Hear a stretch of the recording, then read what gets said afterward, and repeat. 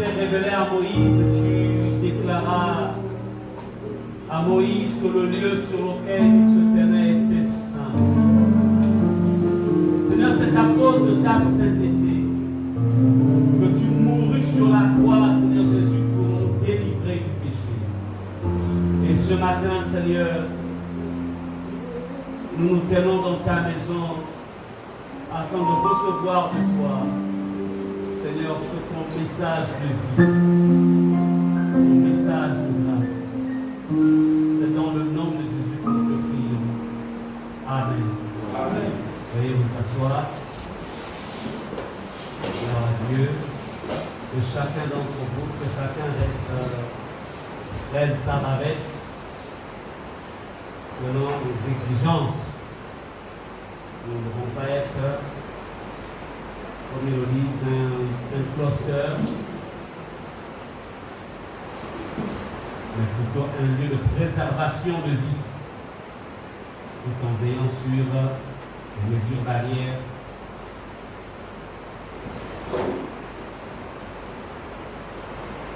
Alors ce matin, c'est notre deuxième culte, après le premier.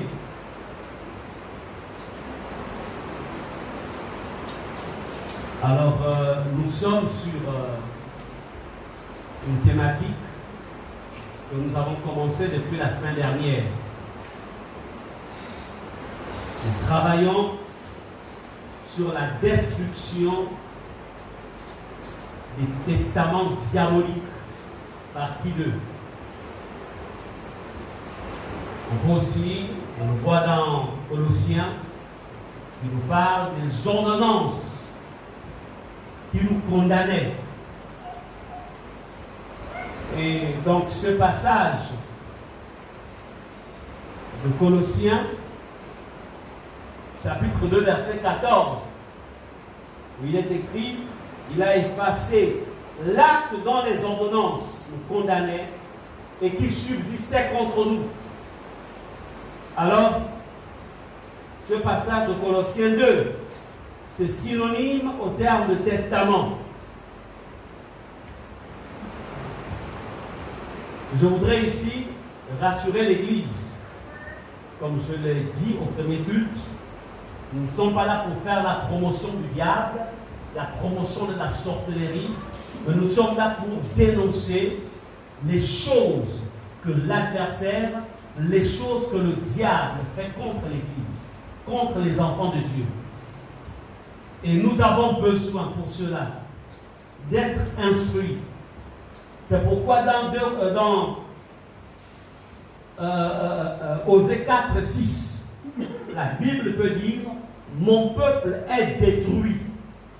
Pas parce qu'il lui manque l'onction, pas parce qu'il lui manque la puissance. Il dit « Mon peuple est détruit parce qu'il lui manque la connaissance ».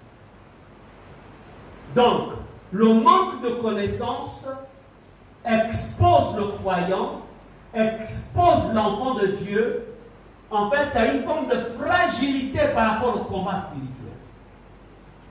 Amen. Amen. Le manque de connaissance. Vous connaîtrez la vérité sur un fait, et cette vérité vous rendra libre.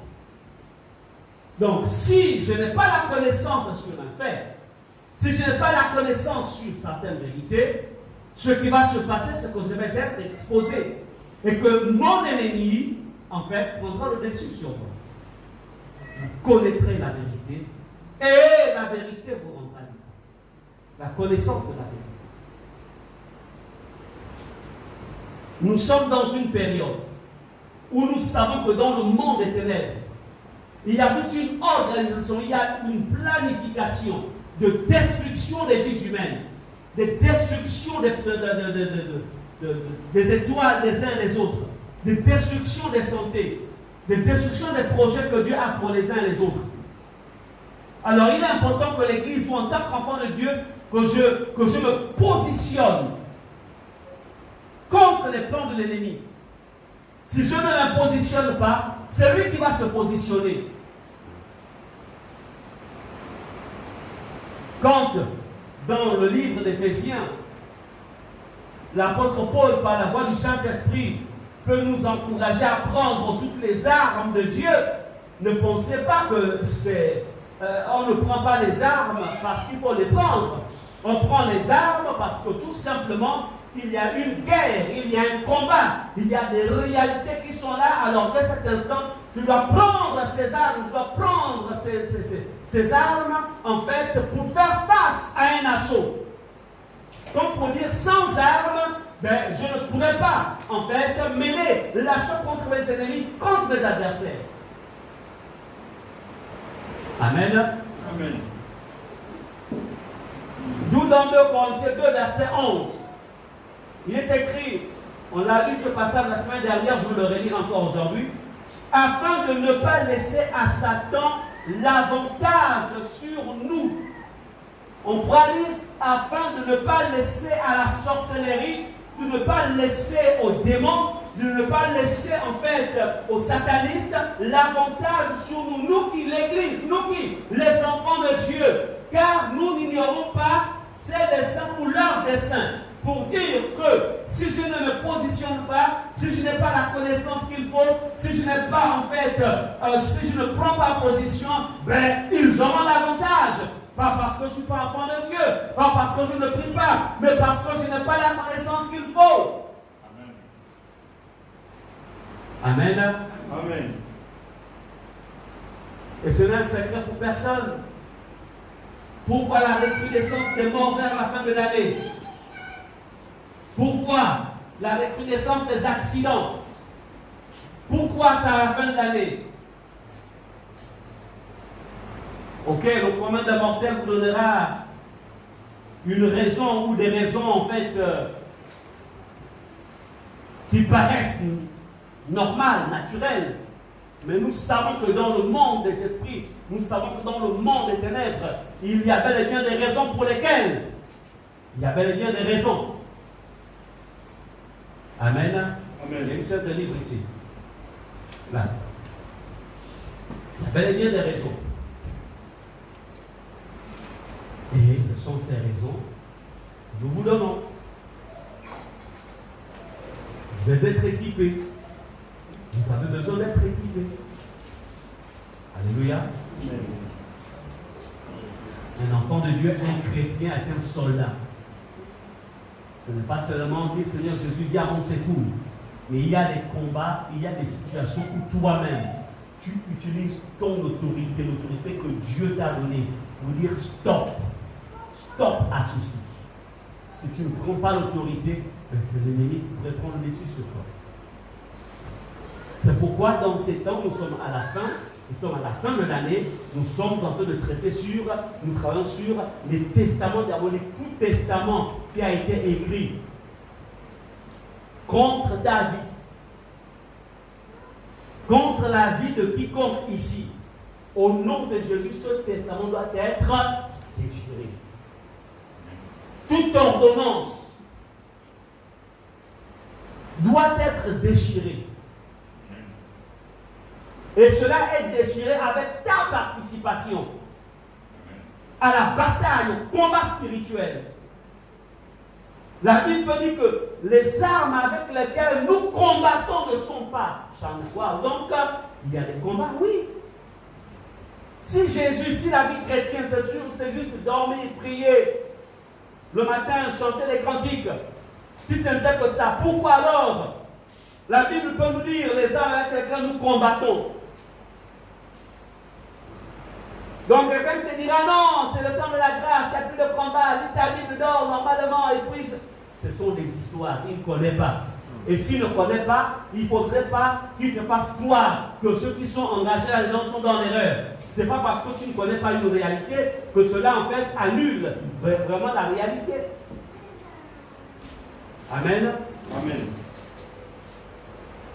Donc ne vous laissez pas tromper, ne vous laissez pas impressionner, ne vous laissez pas omnibuler. On ne blague pas avec le diable, on ne joue pas avec Satan.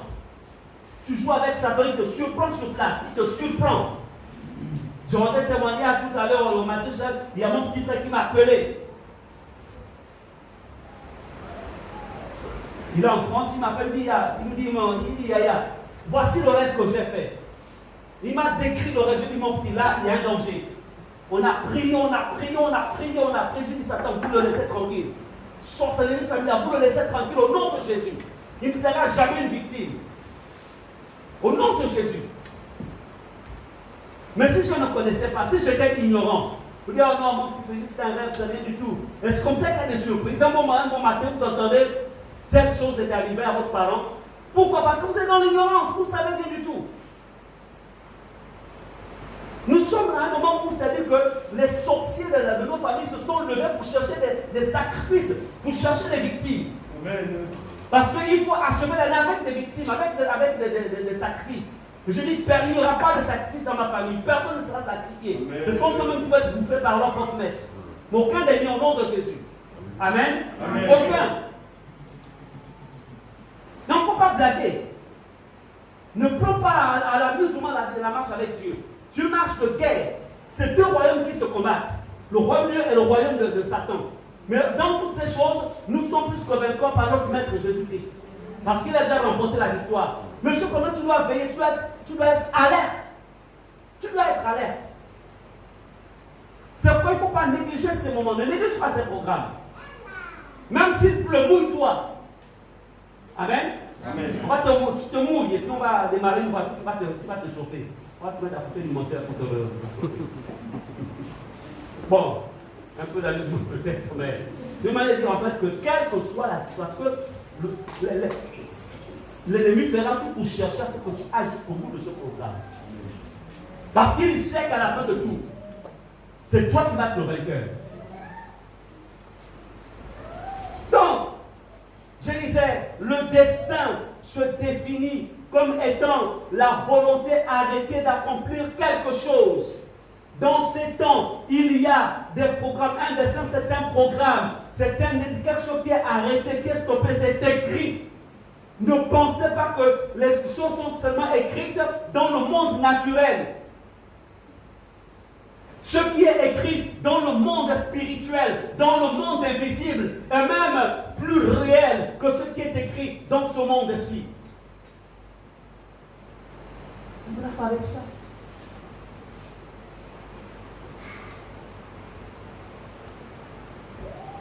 Il y a des projets qu'ils ont dit, ils ont prévu que ça doit se réaliser. Si ce n'est pas contre toi, c'est contre les membres de ta famille. Contre quelqu'un que tu aimes bien. C'est arrêté comme ça. Et donc, tout ça, ils ont des complices dans nos familles. Amen. Les marabouts, tous ceux qui sont dans la famille, ils sont à l'intérieur. Tu me diras, mais oui, bon, mais moi, je n'ai des problèmes avec personne. Ce n'est pas une question d'avoir des problèmes avec personne. Pendant que toi, tu es tranquille, il y a quelqu'un qui a un problème avec toi. Il y a un problème parce que tout simplement, peut-être que tes enfants apprennent bien. Peut-être que ton mariage, il est paisible. Peut-être que les petites affaires que tu as commencées, tout fonctionne comme il se doit. Bon, il y a toujours une raison. Ils trouvent toujours des raisons. Parce que c'est un manque de jalousie. Donc, il ne faut jamais penser que tu n'as pas de problème avec les gens. C'est une erreur. Toi, tu n'as pas de problème, mais il y a quelqu'un qui a un problème contre toi. C'est ce qu'il faut comprendre. C'est pourquoi tu es obligé d'être quoi? D'être, en fait, alerte. Je répète, alerte. Soyez alerte, même au niveau des rêves. Quelqu'un dans toi aussi. Nous croyons en la parole de Dieu, mais je ne néglige pas les rêves. Est-ce que vous comprenez cela? Amen. La parole de Dieu est le fondement de tout. C'est elle qui est la vérité. Mais Dieu parle tantôt d'une manière, tantôt d'une autre. Il parle par les songes, il parle par les rêves. Est-ce que vous comprenez cela? Amen. Donc, je dois comprendre le sens de mon rêve. Si c'est un simple rêve, il n'y a pas de problème. Mais si c'est un message, il faut que je tienne compte. Mais comment savoir si c'est un simple rêve ou si c'est un message? Alors, je dois chercher à voir l'interprétation. Oui, il y a des prédicateurs qui diront, mais non, ça ne sert à rien. Ok, mais c'était par un songe que Dieu avait révélé à Joseph de prendre l'enfant Jésus, de le faire fuir de Jérusalem, parce que le roi Hérode cherchait à quoi? À le tuer, c'est-à-dire le sacrifier. C'était par quoi? À travers quoi? Un songe. Amen. Dieu n'a pas changé. Les temps ont évolué, mais Dieu ne change pas. Donc, je voudrais encore une fois réitérer que notre ministère n'a pas pour vocation de faire la promotion du diable ou de son monde. Je n'ai pas été appelé pour ça. Mais nous sommes convaincus que pour mieux combattre le diable, pour mieux combattre la sorcellerie qu'il y a dans nos familles, pour mieux combattre leur organisation, pour délivrer les captifs qu'il y a dans nos familles, les captifs qui viennent dans l'église. Tout à l'heure, j'ai reçu une jeune fille tout à l'heure dans mon bureau qui a commencé à m'ouvrir son cœur. Elle a commencé à pleurer par rapport aux choses qu'elle vit. Je vais lui donner rendez-vous dans la semaine. Et vous allez me dire que non, prier, ça suffit, sans chasser les démons, sans faire des délivrances aux gens.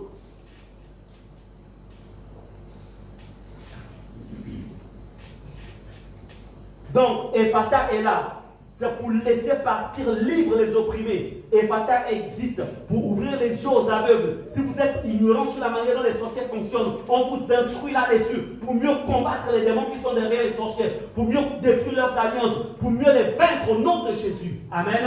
Amen. C'est pourquoi nous sommes là. Pour mieux connaître le fonctionnement de leurs agents. Ces gens qui vont dans des loges, qui boivent le sang humain et qui sont dans des cravates et des grosses voitures.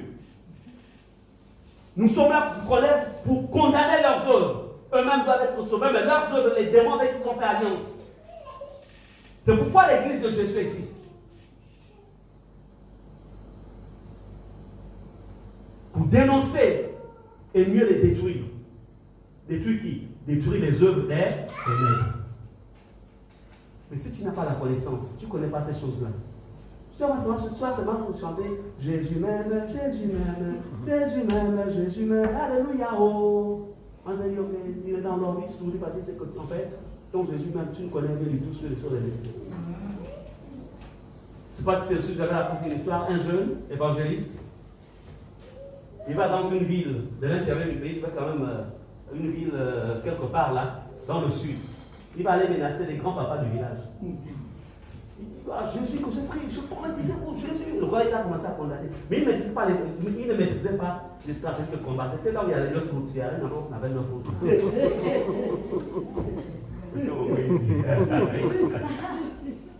C'est-à-dire que les papas lui disent, ah mon petit. Tu dis quoi? Il dit, non, mais vos histoires là, de choses, ça rien. Jésus, mon Jésus. Moi, je dis, mon petit. Il dit, petit, reste tranquille.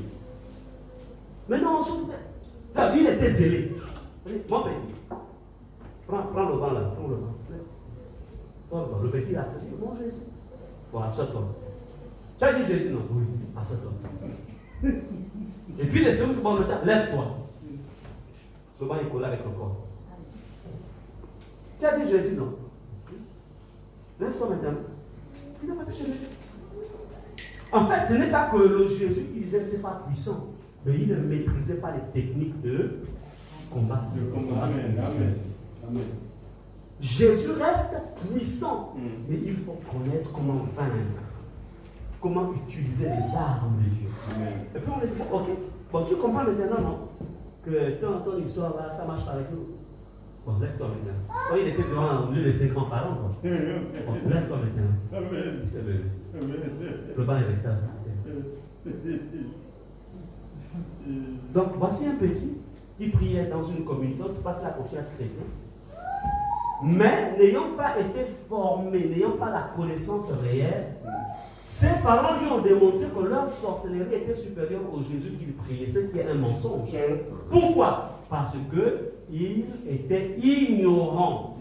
Donc, l'ignorance te rendra parfois faible face à des situations. Pas parce que ton Jésus est faible, mais parce que tu n'as pas la connaissance qu'il faut. Face, en fait, à qui? Aux ennemis. Et ça, c'est ce que nous ne voulons pas ici. Nous ne voulons pas que ce soit seulement le pasteur Gislain, le pasteur Muriel. Bon, il n'a pas pu être là ce matin, il a été empêché. Que tout va décider sur nous. Non. Chaque membre de l'église Rema Ephata doit être capable d'affronter, de confronter ces forces et ces puissances de ténèbres dans vos quartiers. quartiers, dans vos maisons et dans vos familles. Amen. C'est pourquoi la connaissance vous est donnée. Donc, vous devez comprendre, ici nous parlons des testaments, de ces livres-là, qui sont dans le monde de sous les eaux. Parce que si la sorcellerie qui agit dans ta famille, c'est une sorcellerie aquatique, c'est-à-dire une sorcellerie qui est en fait rattachée aux esprits des eaux. Et il y a des livres qu'on appelle des livres de condamnation, dans lequel il y a des écrits. Il y a des ordonnances qui agissent contre toi. Si c'est une sorcellerie qui provient du monde des cimetières, alors les choses se passent là-bas, sous les cimetières là-bas. Et il y a des écrits contre toi. Du style, tu ne verras pas la nouvelle année. Du style, voilà, tu ne te marieras pas, tu ne réussiras pas. Et puis bon, on apprend seulement que telle situation est arrivée. Bon, ben nous on dira, bon, ben on vient. Et puis, ok, bon, non, c'est un enfant de Dieu, il est engagé avec Christ. Ok, il est au ciel. Que Dieu soit béni. Il est au ciel. Maintenant, en fait, ta vie a été court-circuitée. C'est vrai que tu es au ciel. Mais est-ce que tu as achevé le nombre de tes années sur la terre? Et puis, on connaît tous le passage comme tout ça. Dieu a donné, Dieu a réglé. Ce sont des paroles de consolation, on est obligé de dire ça. Mais c'est seulement Dieu qui a républié, tu as été victime d'un combat, mais par ignorance, tu as été atteint. Vous comprenez cela? Ça, c'est ce qu'il faut en fait empêcher. Donc, nous sommes engagés dans ces temps-ci. Il y a deux périodes. Il y a la fin de l'année, de septembre à décembre. Et il y a le début de l'année, de janvier à février. Ce sont deux périodes où l'Église, c'est-à-dire qu'on doit être en état d'alerte. Je ne veux pas dire que le nombre des autres mois, on doit être en train de dormir. Ce n'est pas ça que je veux dire. Mais il y a des périodes où on doit être en état d'alerte maximale. Ce sont ces moments-ci. Parce que beaucoup parmi eux doivent renouveler leurs hôtels, leurs alliances. Il faut le sang. Il faut le sang. Il faut renouveler avec le sang. Il faut simuler les morts. Il faut simuler les accidents. Il faut simuler les maladies. Et toi, tu vas dire, au nom de Jésus, ni moi, ni mes enfants, ni mes parents, personne, ni mon père, ni ma mère, personne au nom de Jésus. Amen. Maintenant, si l'un des parents est sorcier, il faut qu'il ait Jésus. Sinon, lui-même, là-bas, il saura ce qui va se passer. De toute façon, tu n'atteindras jamais au nom de Jésus. Donc, le testament doit être déchiré. Parce que Satan est un meurtrier. C'est un voleur de vie. C'est un voleur de destinée. Il se sert des hommes. Pour être quoi? Tout simplement pour que les gens deviennent une nourriture. Et ils ont cette capacité de faire des gens des nourritures. Quand ils arrivent à tuer les gens, ils transforment les gens parfois en chèvres, quel que soit l'animal, en cochon, avant de les manger dans leur monde. C'est pourquoi l'Église doit connaître toutes ces choses. Mais si tu ne connais pas, bien aimé, la sorcellerie est une mauvaise chose. Si vous avez un parent qui est sorcier, priez pour sa conversion, sinon éloignez-vous de lui. Ça, je vous le dis. On n'a pas peur d'eux, mais on doit préserver les autres. Si vous avez quelqu'un qui est dans le maraboutage, il faut s'éloigner. Mais au loin du prix pour sa conversion. Parce que ce sont des personnes qui servent à notre maître. Aucune vie ne peut être bloquée dans la vie de quelqu'un tant qu'il n'y a pas un complice dans ta famille. Il y a toujours un complice. Et un complice peut être volontaire ou involontaire. Je vais prendre un exemple. Viens, diaconesse Delphine. Voici, la diaconesse Delphine, elle a des beaux enfants, elle a vraiment, tout va bien. Mais voici que, bon, pas moi, mais l'autre parent, quoi. Donc, il est dans le satanisme, je viens, là, le parent vient rendre visite. Ah, comment ça va? Tout va bien, ok. Ah, vraiment, tes enfants, vraiment, ça, sinon ça a été, oui, comment ça va? Comment Dieu m'a fait comme ça? Ah, ok. Mais finalement, c'est quoi le projet que tu as fait? Non, là, je suis en train de voir comment vraiment l'envoyer aux États-Unis. Je suis en train de voir, là, je suis même en train de prendre le crédit. Ah, d'accord, ok. Bon, moi, je suis en train de partir, hein, ok, bon. Bon, tu vois ça, hein? Allez, quand 50 000 francs, ça, c'est pour un peu des enfants, etc. Tu as compris, ok, que Dieu te bénisse, hein? Elle prend, mais elle ne sait pas qu'elle vient de vendre l'avenir de l'enfant avec l'argent qu'elle a reçu.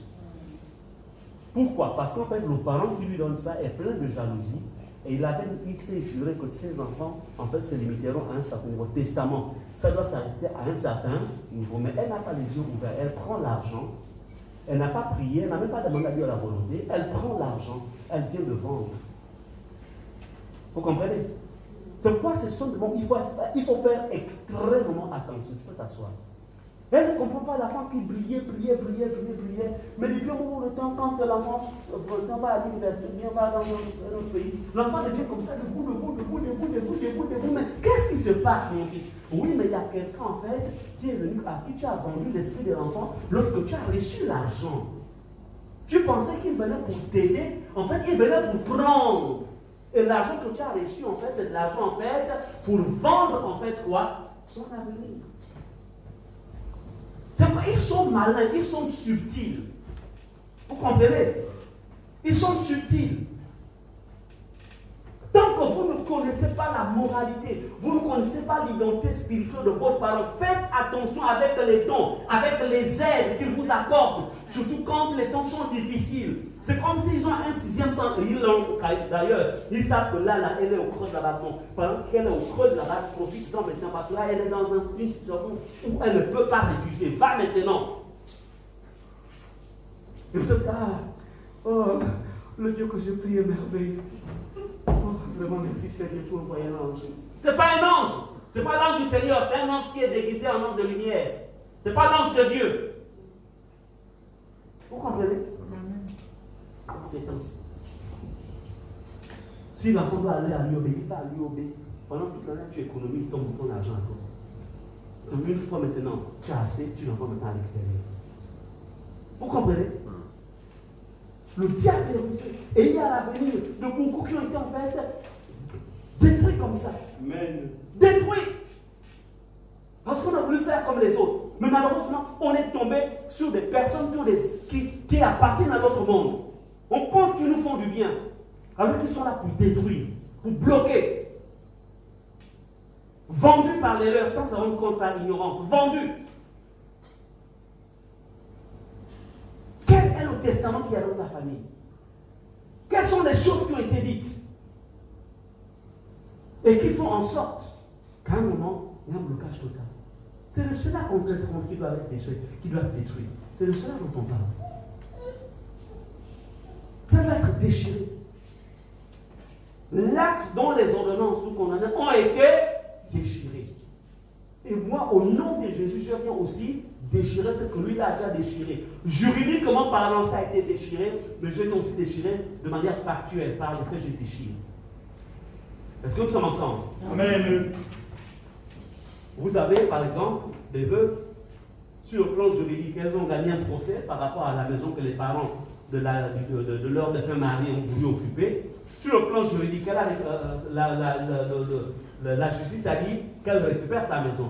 Mais entre-temps, dans les faits, elle est toujours en train de louer. Hein, parce qu'on n'a pas encore réussi à réintégrer la maison. Est-ce qu'on est d'accord? Est-ce que la justice n'a pas décidé de récupérer la maison? Oh, oui. Mais dans les faits, elle est encore en train de louer de vivre la vie difficile avec les enfants qui sont restés. Pourquoi? Parce qu'il y a ce qu'on appelle, entre ce que la justice décide, c'est une chose, et entre ce que, au niveau des faits, c'en est une autre. Il faut une démarche maintenant pour récupérer sur le plan des faits ce qui a été décidé par la justice. Donc la justice divine a dit que tous ceux qui viennent à Jésus, toute ordonnance est déchirée. Amen. Mais dans les faits, je dois poser des actes de combat, de revendication. Je me réveille des armes, je vous dis, je récupère au nom de Jésus. Amen. Amen. C'est une émotion. Quelqu'un qui ne déchire pas, par exemple, l'ordonnance condamnant par exemple la vie de la personne, c'est là où vous voyez par exemple les personnes en fait qui ne voient pas la nouvelle année. Ah, comment ça? Mais on était ensemble le 25, on a même mangé. Oui. Comment ça? On était ensemble le 25. Ah! Mais la vie là vraiment. Oh, la vie, elle est méchante. Hein? Donc la vie, donc comme ça, comme un jeu. Oui, comme un jeu. Parce que tout simplement, c'est une victime. Pendant qu'on le voyait vivant là, avec le corps là, dans le monde de l'esprit, en fait, il avait déjà été programmé. C'était seulement l'enveloppe qui était là. Mais son vrai lui était déjà quelque part.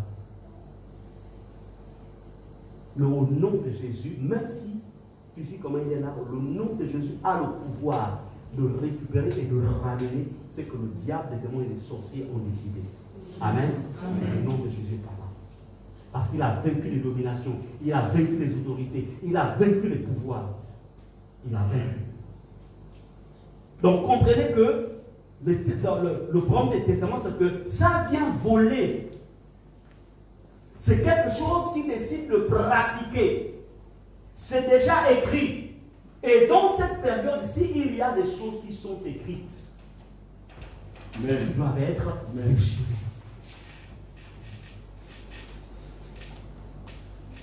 Tu refuses d'être une nourriture. Tu refuses que tes enfants deviennent une nourriture. Tu refuses que ceux de ta maison deviennent une nourriture. Tu refuses dans le nom puissant de Jésus. Tu refuses qu'ils deviennent en fait une nourriture pour les démons, pour le diable, pour les sorciers, que eux-mêmes se mangent entre eux-mêmes là-bas. Mais vous n'entrerez pas dans mon camp, au nom puissant de Jésus. Amen. C'est pourquoi dans 1 Jean, verset 3 à 8, 8b, il est écrit, le Fils de Dieu a apparu afin de détruire les œuvres du diable. Il a apparu. Donc, juridiquement parlant, les œuvres du diable ont déjà été détruites. Mais dans les faits, il te dit, toi, à cause de l'autorité et de la puissance que je t'ai donnée, lève-toi et détruis. Concrétise ce que j'ai fait. Moi, je l'ai accompli. Moi, Jésus. Mais toi, tu partis. C'est-à-dire que tu rentres dans ma victoire. Tu rentres.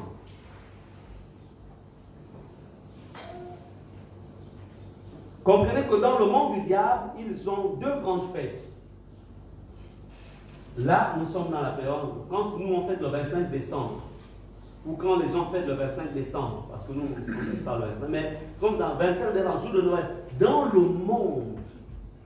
monde astral, qui est le monde de la sorcellerie, ils fêtent là-bas. Parce que vous ne verrez aucun passage dans la Bible où c'est écrit, où Jésus, on dit Jésus est né le 25 décembre, c'est que Jésus est né, mais on ne dit pas 25 décembre. Je ne vais pas rentrer dans de quoi des questions sur cette fête de 25 décembre.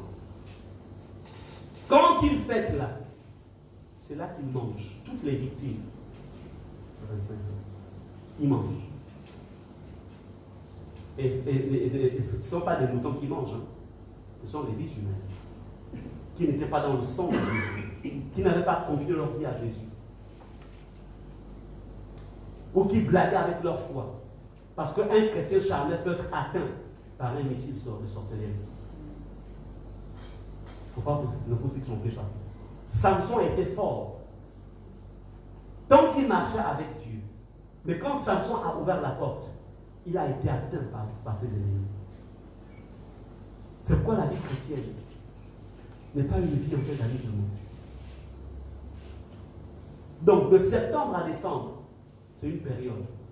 Dans le monde de la sorcellerie où ils travaillent. Ensuite, de janvier aussi, à partir de janvier jusqu'en février, ils travaillent aussi. Toujours. Pour maintenant célébrer le début de l'année. Donc, ils clôt l'année et il y a une chose aussi pour débuter l'année. Et dans tout ça, ça demande quoi? Des sacrifices humains. C'est pourquoi vous remarquez, en fait, une recrudescence des accidents. Or, tel but sort. Il y a eu par exemple, c'est-à-dire que même si la personne parle dès le sang où le sang coule, accident de circulation, il y a eu un nombre de membres coupés, etc. Dès que le sang coule, là où il y a un accident de circulation, il y a toujours en fait un sorcier qui vient dans le monde des esprits, parfois, qui vient recueillir le sang. Parce que dans le sang, la vie est dans le sang. S'il arrive même au niveau de la maison, là où tu vis ton enfant, même toi-même, s'il arrive que tu te blesses, même à la cuisine, tu te blesses, s'il arrive que tu te blesses, que ton sang a coulé, ou le sang de ton enfant a coulé, sur place, au nom de Jésus, je protège le sang de mon enfant, je protège ce sang, et tu laves automatiquement avec de l'eau, et je t'interdis à quiconque veut prendre ce sang, au nom de Jésus. Est-ce que vous comprenez? Ayez ces réflexes-là. Il faut voir ça, parce que le sang est une denrée rare. Et je vous encourage à vous aider, c'est important, veillez. Même quand vous apprenez, par exemple, vous êtes malade, en fait, vous êtes malade, etc., on va vous transfuser. Il faut vraiment d'abord prier, Seigneur. Je prie pour que ce sang qu'on veut me donner, que ce sang soit purifié et sanctifié au nom de Jésus. Parce que tu ne sais pas à qui appartient ce sang-là. Si le détenteur, le possesseur de ce sang-là, si c'est vraiment un sang mystique, la personne est dans le mysticisme, à partir de ce qu'on te transfuse là, en fait, quelque chose peut rentrer en toi. Et si ce n'est pas très urgent, il est mieux d'appeler en fait un frère de ta famille. Tu sais que en fait vous avez le même groupe sanguin et que c'est quelqu'un vraiment qui vit clair, qui n'a pas de. En fait, au moins accepte son sang que d'accepter le sang de n'importe qui. Amen. Parce que dans le sang, il y a l'héritage, c'est l'ADN, c'est l'histoire de quelqu'un. Voici quelqu'un qui est, en fait, Nganga Nishoko, etc. Il allait donner son sang, et puis tu vas prendre maintenant son sang, on va te mettre ça dans le corps pour sauver ta vie physique, et c'est comme ça qu'il va devenir maintenant, en fait, il va rentrer dans ta vie. Oh, je ne sais pas, je rêve de recevoir des Nganga Nishoko. Mais parce que quand tu es à l'hôpital, on t'a mis le sang d'un Nganga Nishoko. Je ne veux pas dire qu'on ne doit pas nous transfuser, ce n'est pas ce que je vais dire. Mais je dis qu'il faut être prudent.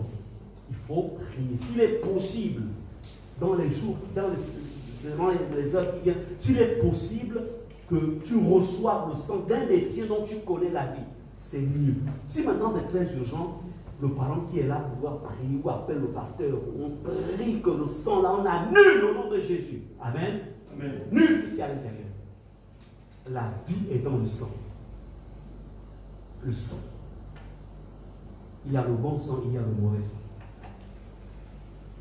Un sang infecté, si on le transmet à quelqu'un d'autre, la personne sera aussi infectée.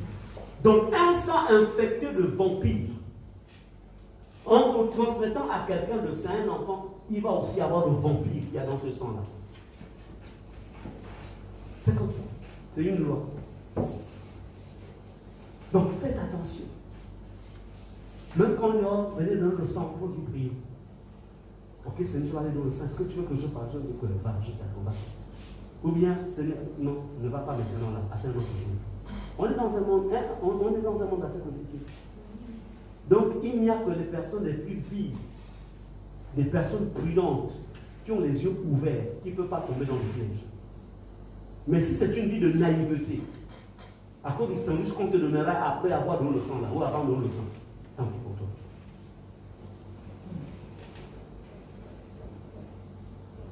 Est-ce qu'on est ensemble? Oui. On est là pour vous édifier, pour vous fortifier, pour vous ouvrir les yeux. Donc, évitez.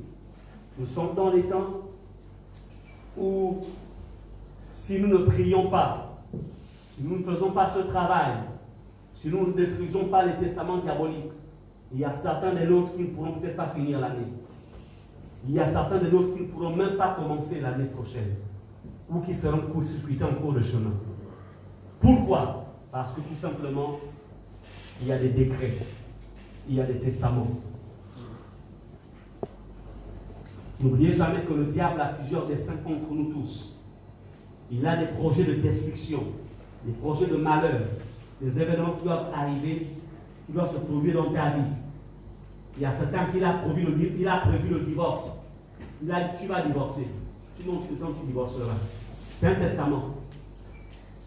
C'est pourquoi je disais dans le premier, je disais en fait que pour mieux connaître en fait ce qui menace ton futur, regarde en fait la vie de tes aînés. regarde la vie, en fait, de tes parents. Même s'ils sont plus de ce monde, ceux qu'ils ont été. Regarde, en fait, comment fonctionne ta famille. Parce que la vie ne commence pas, la famille ne commence pas avec toi. Donc la famille a commencé avec ceux qui sont avant toi. Regarde. Et ce que tu vois là, que tu trouves anormal, c'est ça en fait qu'il faut combattre. Comment combattre, comment comprendre que la personne a le bac plus 5 ou bac plus X, mais la personne vit en fait en faisant des petits boulots. C'est un testament. C'est un testament qui est en train de parler. Et ce testament-là, ça doit être déchiré. Comment comprendre que la personne s'est mariée, mais 5 ans plus tard, 10 ans plus tard, ça finit par un divorce? C'est un testament. Parce qu'on ne se marie jamais parce qu'on a voulu faire plaisir à quelqu'un, c'est parce qu'on a aimé. C'est un testament. Comment comprendre qu'à un certain moment de l'année, ce sont toujours les mêmes maladies, les mêmes maladies. C'est un testament. C'est un testament qui a été écrit. Et vous avez besoin qu'on appelle les maladies de la famille. Ah non, ça, non, dans la famille, ça c'est la maladie de la famille. Moi, même là où je me prépare, je vais dire, c'est que ça m'arrivera aussi. Ah! Tu te prépares déjà. Mais c'est un testament. Faut pas te dire, il faut refuser au nom de Jésus. C'est un testament. Et ça prend une forme scientifique. Ça prend une forme normale. Puisqu'en même temps, s'ils viennent aussi travailler les mémoires des gens pour accepter facilement la chose. Mais tu diras au nom de Jésus, pendant ce temps, au nom de Jésus, ça ne m'arrivera jamais. Ni moi, ni mes enfants, ni les enfants de mes enfants, si Jésus tarde à venir. Celui qui a commandé ça dans la famille, lui-même, que ça reste chez lui là-bas, au nom de Jésus. Amen. Refusez. L'acte dont les ordonnances qui condamnaient la vie, là, Jésus a déchiré cela. Et ça doit être déchiré au nom de Jésus. Il y a beaucoup de choses. On ne peut pas tout citer ici. Donc, il ne faut pas rêver, ne pense pas, même si aujourd'hui tout va bien dans tes études, tout va bien dans tes affaires, tout va bien dans ta vie, tout va bien dans ta maison, tout va bien. Mais n'oublie jamais qu'il y a un testament qu'on pourra réveiller à un moment pour dire, ok, c'est le moment. Il y a certains, jusqu'à 30 ans, tout va bien, la vie elle est belle. Ah. Mais quand la personne a 35 ans, c'est terminé. Il y a des choses qui commencent à arriver. Donc c'est juste à l'âge de 50 ans. Après là, ça devient le testament.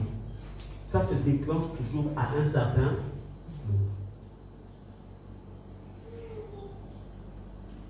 Pourquoi? Parce qu'il y a ce qu'on appelle la date, il y a une date où tu dois rentrer en jeu.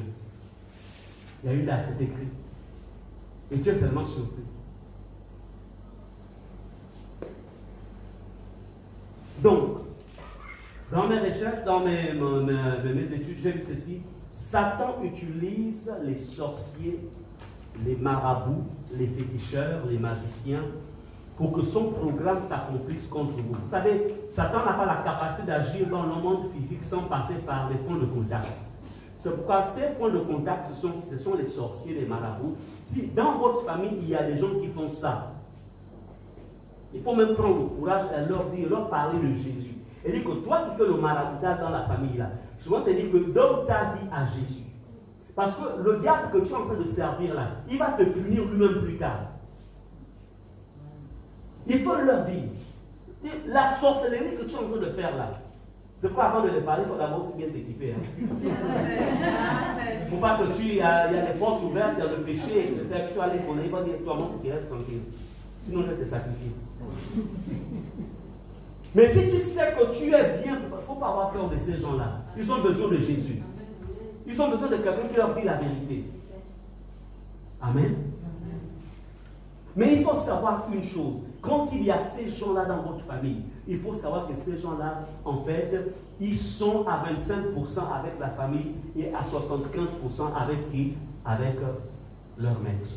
Parce que je vous dis une chose, s'il y a un choix à faire, ils ne seront pas prêts à te préserver, ni préserver leur mère, ou préserver leur père. Ils ne sont pas prêts.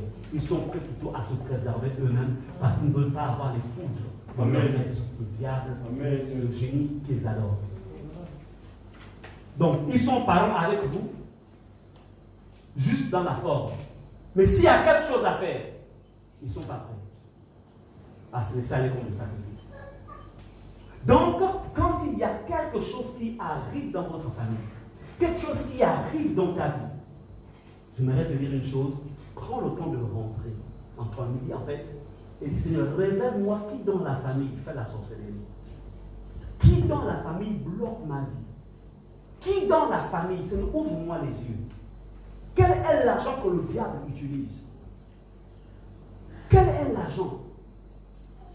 Et puisque la Bible déclare que nous n'avons pas à lutter contre la chair et le sang, Satan te dira, voici en fait le point de contact. C'est lui qui est le point de contact. C'est lui. Et tu vas commencer à détruire ça. Vous savez, pour détruire un pays qui a beaucoup d'armes, qu'est-ce qu'on fait? On n'attaque pas d'abord directement, en fait, ils font quoi? Ils détruisent d'abord les armes qui, en fait, qui sont une menace réelle pour ceux qui viendront attaquer le pays. Vous êtes d'accord? C'est ce qu'ils ont fait avec la Libye, non? Ils ont d'abord détruit toutes les armes. Ils ont repéré là où ils cachaient les armes qui devaient être des véritables menaces. Quand ils se sont rendus compte qu'ils ont réussi à détruire vraiment tout l'arsenal, c'est là maintenant qu'il y a eu des combats au sol. Dans quel but? Pour maintenant, et en fait, celui que vous connaissez, il était déjà livré. Puisqu'en fait, ces armes véritables avaient déjà été détruites. Et c'est comme ça que Satan fait. Détruire d'abord quoi? Détruire d'abord nos armes. Donc, il faut comprendre une chose. C'est une véritable guerre. Ta vie est bloquée. Ta vie n'avance pas. La seule chose que tu trouves, c'est juste des petits boulots. Et donc, quand tu trouves un véritable boulot, ça ne dure pas. À un moment, il y a comme quelque chose qui vient consécuter. C'est un testament. Un testament. Pendant 3 mois, tu es en bonne santé. Le 4e mois, tu es malade. C'est un testament. Les enfants à la maison, si tu ne comprends pas, et pourtant tu auras donné une bonne éducation, mais chacun suit son propre chemin. C'est un testament. Comme pour dire que tu ne mangeras pas le fruit de ton investissement. Un testament. Tu as fait les enfants, c'est bien. Moi, je n'en ai pas fait, il n'y a pas de problème. Mais toi qui as fait les enfants, tu sauras comment tu n'as pas fait les enfants. C'est-à-dire que tu ne mangeras rien de ce que tes enfants sont censés obtenir. C'est ça le testament. Vous comprenez? Mais ce qui est écrit là, c'est que mon maître Jésus, notre maître Jésus, a le pouvoir et la capacité d'enrayer cela et de réécrire l'histoire de ta maison, l'histoire de ta famille, l'histoire. Il a le pouvoir. Satan peut détruire, mais Jésus est celui qui reconstruit. Amen. C'est pourquoi notre confiance, c'est en Jésus. Nous, je te dis ça en fait, ne sois pas découragé. Si tu es peut-être découragé, je voudrais te dire encore une fois, écoutez, Jacob pensait en fait que son fils bien-aimé était perdu à jamais. Il s'agissait de Joseph. Il se disait, waouh, et il était, en fait, Jacob vivait, mais il était déjà mort. Mais la Bible nous dit, Dieu est venu réécrire l'histoire de Jacob. Quand il a appris que son fils Joseph était premier ministre en Égypte. La Bible déclare, l'esprit de Jacob a retrouvé la vie. Peut-être aujourd'hui, en fait, tu es devenu dans un état de mort. C'est-à-dire que tu marches, mais en vérité, tu n'es plus là. C'est-à-dire que quand tu vois cette année, quand tu vois ta descendance, tu vois tes enfants, tu vois ton travail, tu vois tout ce que tu as fait, tout ce que tu as donné. Et le nombre de jours qui te restent, tu te rends compte qu'il n'y a plus assez de jours qui te restent. Et tu dis, est-ce que c'est comme ça que je laisserai ma famille? Non, ce n'est pas comme ça que tu la laisseras. Parce que le lion de la tribu de Judas se levera en ta faveur. Et Dieu bâtira toutes choses en ta faveur. Alléluia. Parce que notre Dieu est un Dieu de justice. Parce que tu l'as fait avec un bon cœur. Tu as ouvert ton cœur à ta famille avec un bon cœur. C'est avec un bon cœur que tu l'as fait. Mais malheureusement, les méchants de la famille, pendant que toi tu avais un bon cœur, eux, ils ont utilisé ton bon cœur pour te détruire. Mais le Dieu qui est dans le ciel, il est le Dieu de justice et de vérité. Et il se lèvera pour toi pour dire, récupère ce que tu as perdu au nom de Jésus. Amen. Le Dieu que nous prions. Leur réjouissance, c'est juste pour un petit temps. Même s'ils ont pris ta vie, ils sont allés cacher ça dans les prisons souterraines, ou dans les prisons de sous la mer, ou dans les prisons du deuxième ciel. Mais la Bible déclare que Jésus est celui qui a créé les choses et la terre. Le cosmos entier est sous le contrôle de Jésus. Il rentrera même dans ces milieux-là pour aller arracher ton étoile, arracher ta destinée, arracher tes enfants, briser les portes de l'enfer. Il a ce pouvoir. Parce que les clés de la vie et du séjour de mort se trouvent entre les mains de qui? De Jésus. Amen. Amen. Amen. C'est ce que Jésus est capable de faire et qu'il fait d'ailleurs. Donc, quand je vous parle ici, ce n'est pas pour avoir peur des sorciers. Je veux pas que vous développiez la peur des sorciers, la peur. N'ayez pas peur de ces gens-là. Amen. N'ayez pas peur des sorciers. N'ayez pas peur des marabouts. N'ayez pas peur des gens qui sont dans les loges. N'ayez pas peur d'eux. Parce qu'ils sont rattachés à qui? Un ange déchu. Lucifer, il a été déchu. Je suis là, vaincu à la croix. C'est pourquoi la croix est vide. Ne confondez pas la croix et le crucifix. Là où on montre un faux Jésus sur. Ça, ce n'est pas le Jésus que nous adorons. Il n'est plus sur un crucifix. Jésus est descendu de la croix. Il est ressuscité. Amen. Quelle que soit la bataille, quel que soit le moment, ne vous découragez pas. Jésus est Seigneur, il est vivant. Il règne. Amen. Amen. Il règne. Il règne. Voilà pourquoi dans Marc chapitre 14, 38, il est écrit: petits enfants, vous êtes des dieux et vous les avez vaincus. Parce que celui qui est en vous est plus grand que celui qui est dans le monde. Celui qui est en nous, quel que soit le genre de rêve que tu peux faire, quel que soit le rêve, n'oublie jamais que celui qui est en toi est plus grand que celui qui est dans le monde. Amen. Tu rêves que quelqu'un est en train de piler ta tête. Tu dis au nom de Jésus, ce n'est pas ma tête qui est en train de piler, c'est ta propre tête, au nom puissant de Jésus. Parce que Jésus m'a délivré, il m'a délivré du pouvoir de Satan. Au nom de Jésus, ce n'est pas ma tête. C'est la tête de ton enfant que tu es en train de piler. Mais tu as seulement donné l'image de mon visage. Parce que vous comprenez ce que vous croyez. Vous savez, Satan pour attaquer quelqu'un, bien que le mannequin de l'église, bien. Alors, le diable c'est un banquier, hein, vous comprenez? Ce qu'il fait. Parce que le diable connaît le pouvoir de la foi. Donc ce que tu crois, il va donner vie. C'est-à-dire que sans t'en rendre compte, tu donnes vie à la chose. Il vient dans le rêve. Il présente en fait à l'ancien Yannick un rêve. Quel rêve? Un rêve où en fait on est en train de le piler lui-même.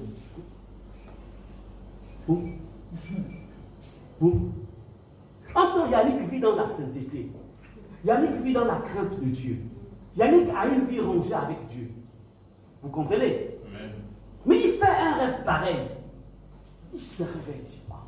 En fait, Dieu est en train de l'avertir. Il dit, écoute, il y a un programme contre toi. Vous comprenez? Donc, Yannick va se lever au nom de Jésus. Il va commencer à déclarer dans le nom puissant de Jésus. Je déclare que ce que j'ai vu là dans le rêve, ce n'est pas moi. Parce que ma vie est cachée en Jésus-Christ. Je déclare dans le nom de Jésus que toute arme de guerre forgée contre moi est nulle et sans effet. C'est pourquoi les auteurs de ce que j'ai vu là, au nom de Jésus, on donne un retour à l'envoyeur. Ce n'est ni moi, ni mes enfants, ni ma femme, au nom puissant de Jésus. Qu'est-ce que vient de faire Yannick? Yannick vient d'annuler le décret. Est-ce que vous comprenez? Amen. Mais si Yannick, le matin, déjà, il se réveille tout en sueur. Il ne prie pas. Et le matin, ce que j'ai vu là, c'est dangereux. Et puis, il prend le téléphone. Pasteur, vraiment, on m'a eu dans la sorcellerie, on me pilait comme un mou, voilà. En fait, Yannick ne connaît pas ses droits. Et parce qu'il ne connaît pas ses droits, il vient là en fait de laisser une opportunité à l'ennemi, parce que l'ennemi a réussi à créer en lui, va l'amener à faire des déclarations. Ils m'ont lu. Donc, en fait, ce sont ses propres déclarations qui vont donner la force à ses ennemis pour chercher à la voir. Ils sont hantés par où? Ils sont hantés par le biais du rêve, pour réveiller en lui la foi, mais c'est-à-dire la peur. Et il va croire à cela. Est-ce que vous comprenez? Donc c'est comme ça que Satan travaille. Il va réveiller en nous des sentiments négatifs, des sentiments de peur et de crainte, pour qu'on pense qu'il est puissant, qu'il est capable. Mais j'aimerais vous dire dans le nom puissant de Jésus, que lorsque tu vis dans la sainteté, tu vis dans la crainte de Dieu, tu vis dans ta vie est fondée dans la parole de Dieu, tout ce que le diable te montrera, il faut penser, il faut croire, il faut réaliser que c'est un mensonge. Et tu annules ce mensonge-là. Tu l'annules au nom de Jésus. Amen. C'est pourquoi il a dit que tout ce que vous lierez sur la terre sera lié ou dans les cieux. Mais lier quoi? Les mensonges du diable. Les mensonges qui montrent, qui démontrent. Il faut lier. Voilà pourquoi dans Marc 14, c'est écrit: veillez et priez, afin que vous ne tombiez pas en tentation. Veillez et priez. L'esprit est bien disposé, mais la chair est faible. Veillez et priez. C'est ce que vous avez. Et dans Jean 1, 4, verset 4 est écrit: vous petits enfants, vous êtes de Dieu, vous les avez vaincus. Qui?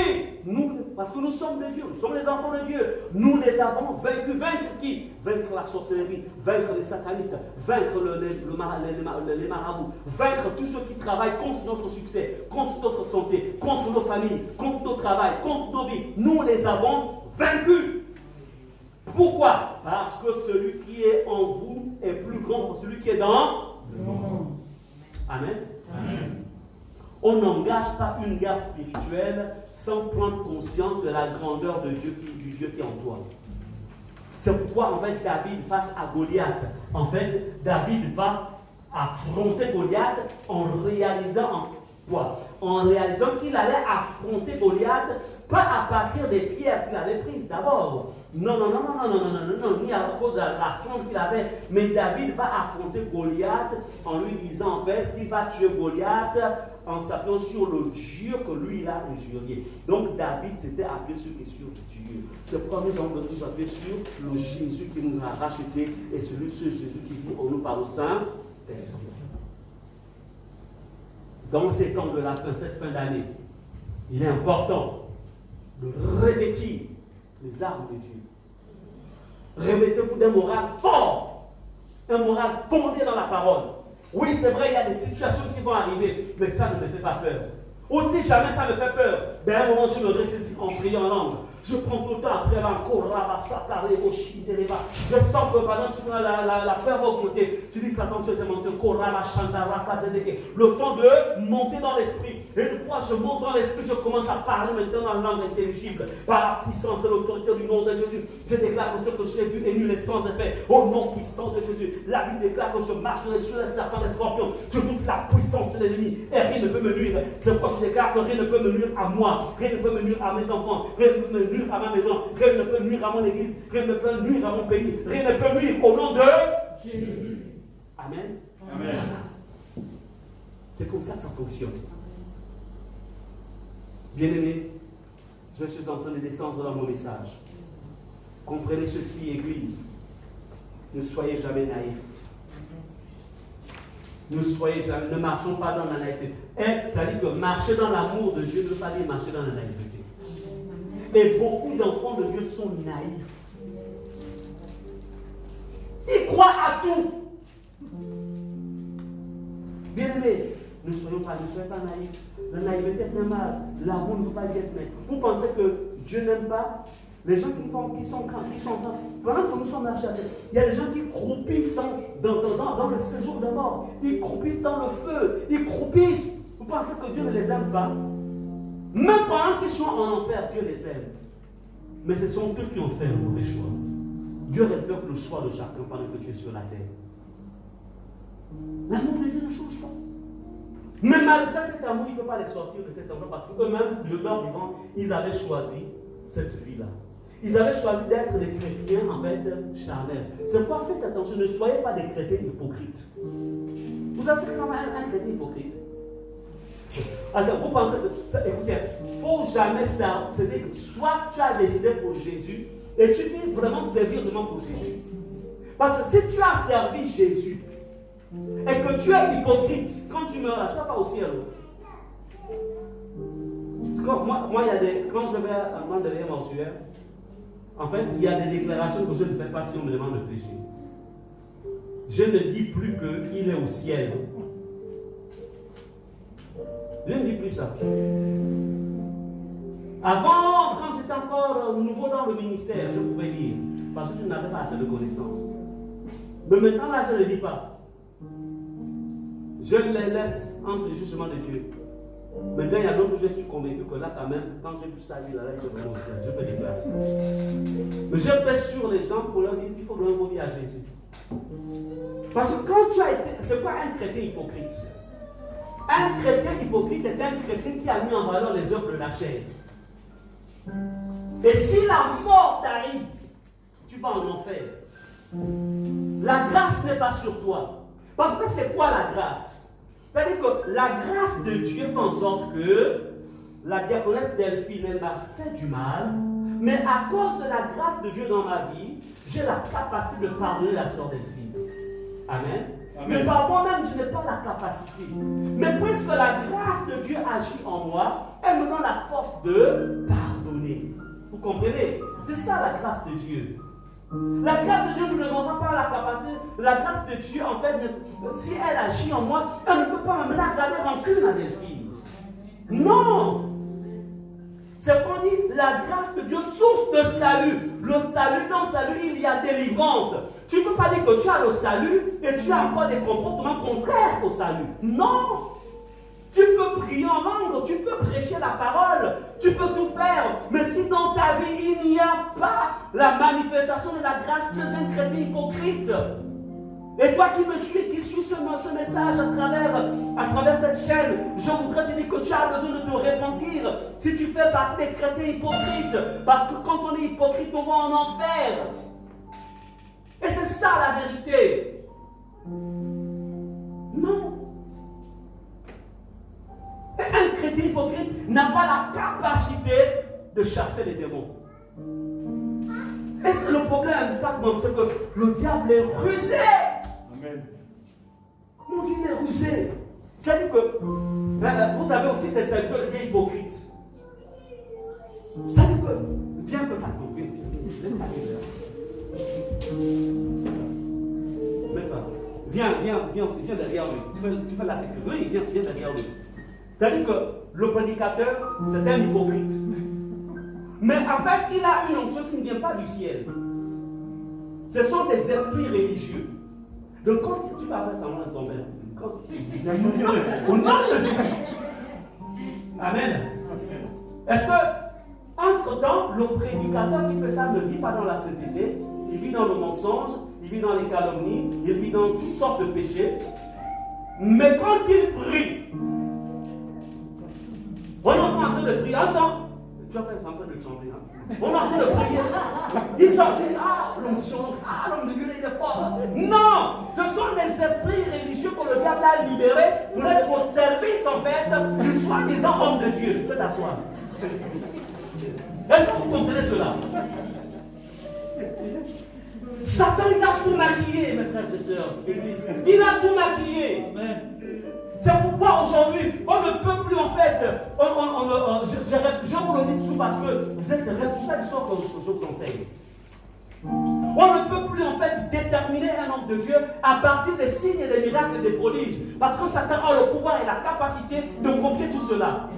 Mais on distingue un homme de Dieu par sa vie. S'il est marié, comment vit-il avec sa femme et ses enfants? S'il n'est pas marié, s'il se maintient dans la pureté et la sainteté. Est-ce qu'il sait parler? Est-ce qu'il vit dans la haine? Est-ce qu'il vit dans les calomnies? Est-ce qu'il vit dans les critiques? Je ne veux pas ici me lancer une gloire. Je rends la gloire à Dieu. Mais beaucoup parmi vous ici, vous avez vécu, vous êtes avec nous depuis fort longtemps. Quand est-ce que nous sommes venus dans vos maisons et nous avons critiqué un d'entre vous? On a parlé du mal d'un d'entre vous pour dire, Joël, tu sais, vraiment, je ne sais pas comment ça se passe. Vraiment, l'ancien hindou, vraiment, il croit que quoi? Il croit que c'est le seul mannequin? Non, je sais pas que c'est le mannequin.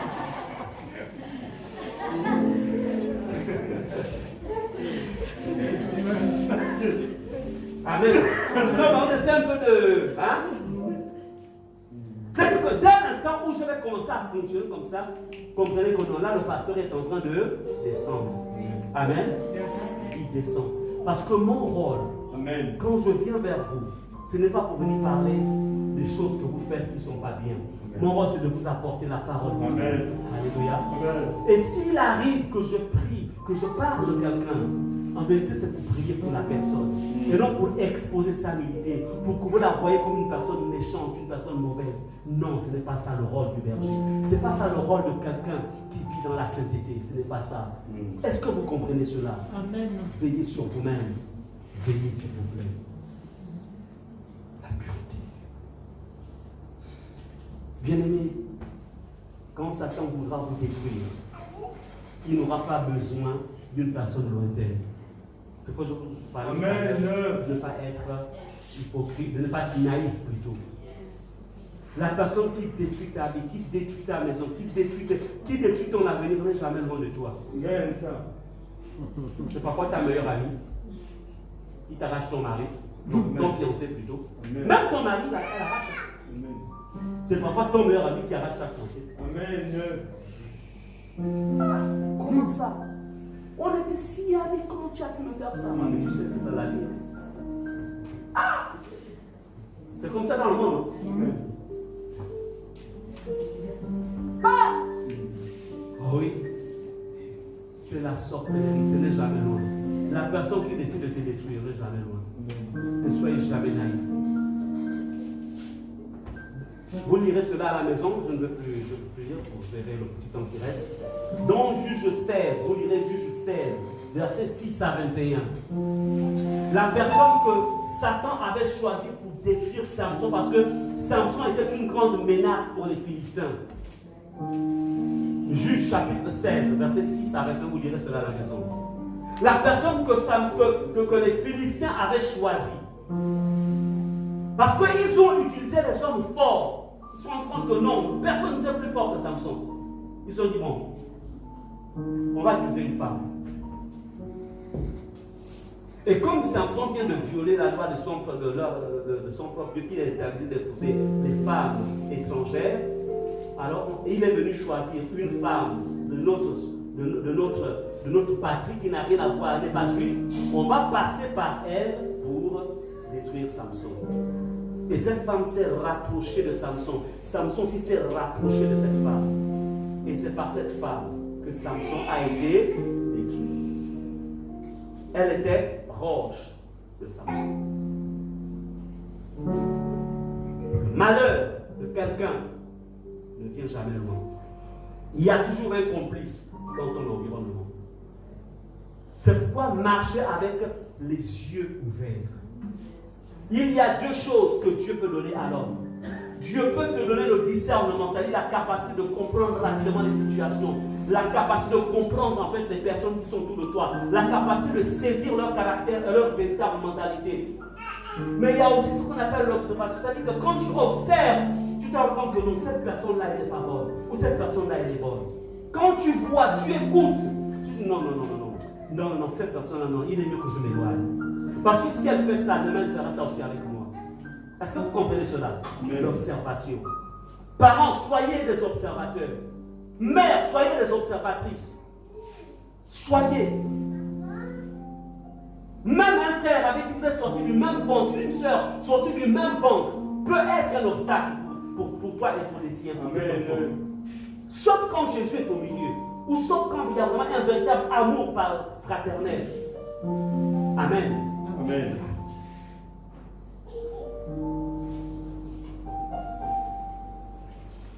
Beaucoup parmi nous, nous avons perdu des personnes chères dans nos familles. Mais quand on retrace l'histoire, on se rend compte que ce sont des personnes qui étaient proches, qui les ont livrées. Des personnes proches qui les ont livrées dans le monde de la sorcellerie. Beaucoup parmi nous, on est encore des gosses, des enfants. Bien-aimés, l'histoire c'est la même chose. C'est juste une roue qui ça tourne comme ça. Et Samson s'est retrouvé un héros, un homme invincible.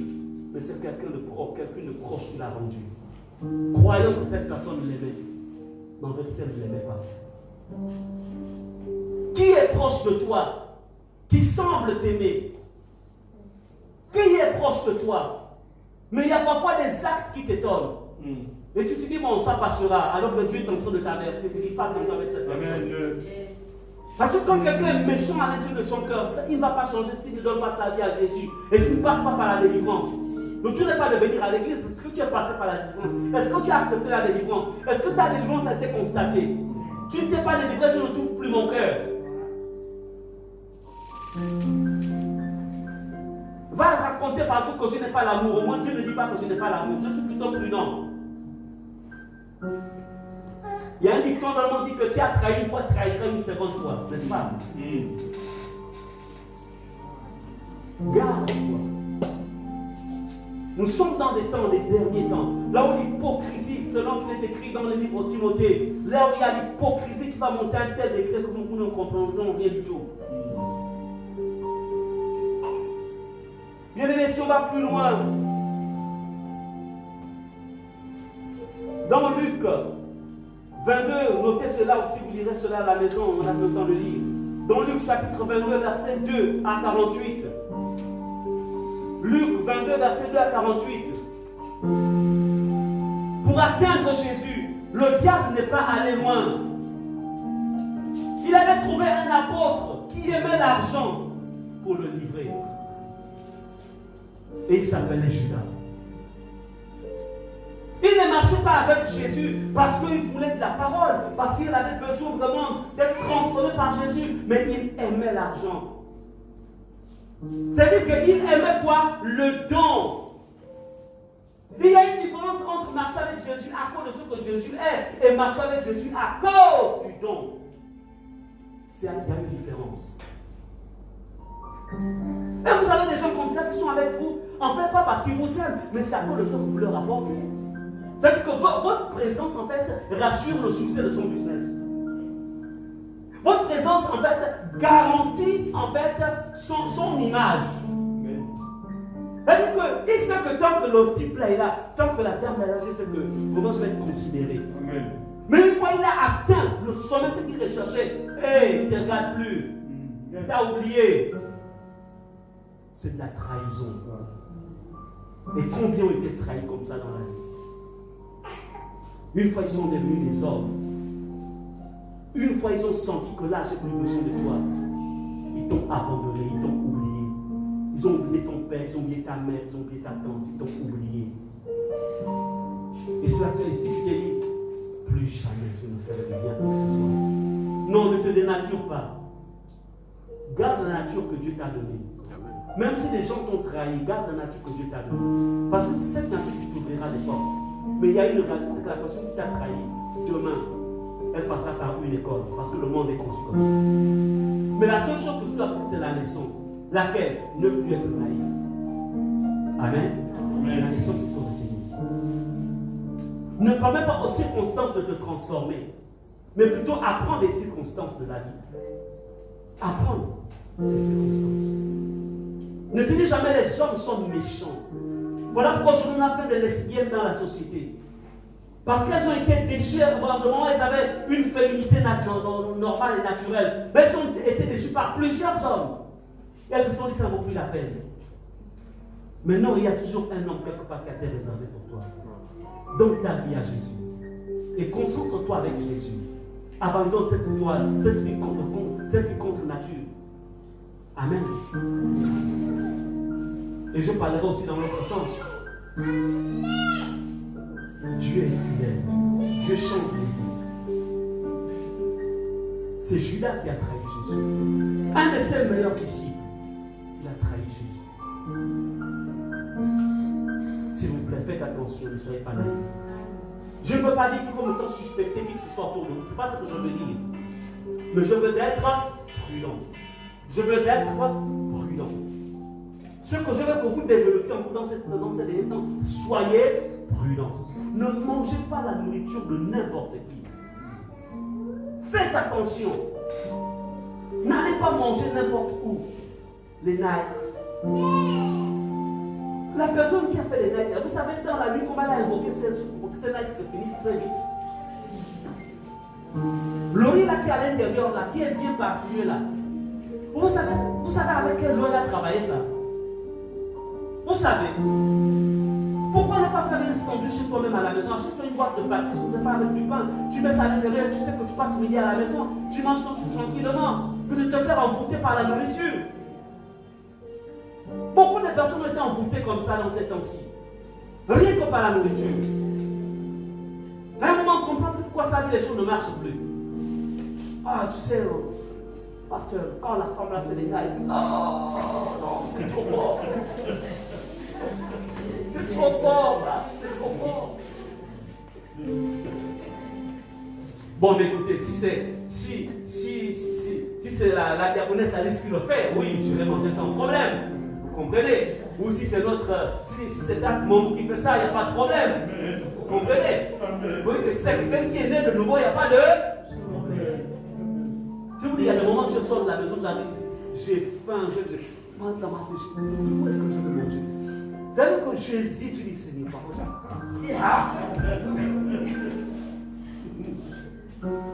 bien que je suffis parfois, je viens à 10 heures parce que manger, je vais passer toute la journée, je vais manger. Et puis bon, à un moment je cède, mais quand je cède là, je prie, je mets le sang de Jésus dans le flot, il a fait cela, j'ai fait.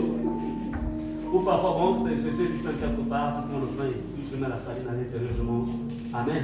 Amen. C'est bon, ayez le discernement, en fait, c'est ce que je vais comprendre. Ayez le discernement. Je ne veux pas dire que tous les likes sont posés, c'est pas ça que je veux dire.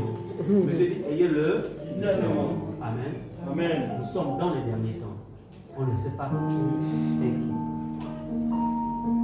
Donc, les sorciers qui vont s'en condamner bien, d'envoyer le malheur dans ta vie, sont des gens qui sont proches de toi. Ce ne sont pas forcément des gens qui sont au loin. C'est pourquoi, frères et sœurs, vous voulez combattre les testaments sataniques dans vos vies, vous voulez détruire les ordonnances qui nous condamnent certains dans le monde spirituel. C'est pourquoi ce programme est là pour ça. Première chose, on ne combat pas le monde des esprits tout en ayant des portes ouvertes. Goliath était extrêmement fort.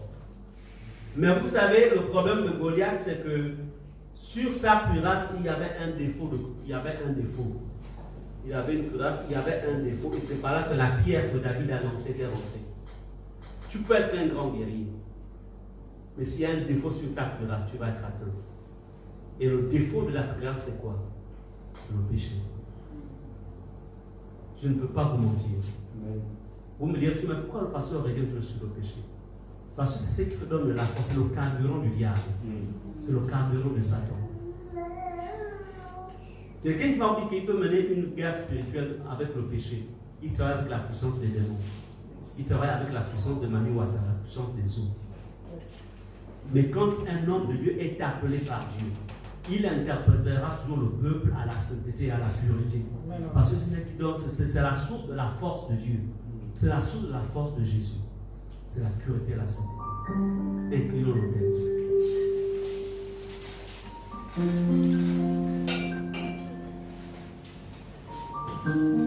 Pendant que nous avons nos têtes inclinées, quel est le compromis qu'il y a dans ta vie? Quel est le péché qu'il y a dans ta vie et qui peut empêcher en fait le diable d'être vaincu par tes prières? Quelle est la chose que tu laisses faire et qui peut être un obstacle? Et qui est même un obstacle?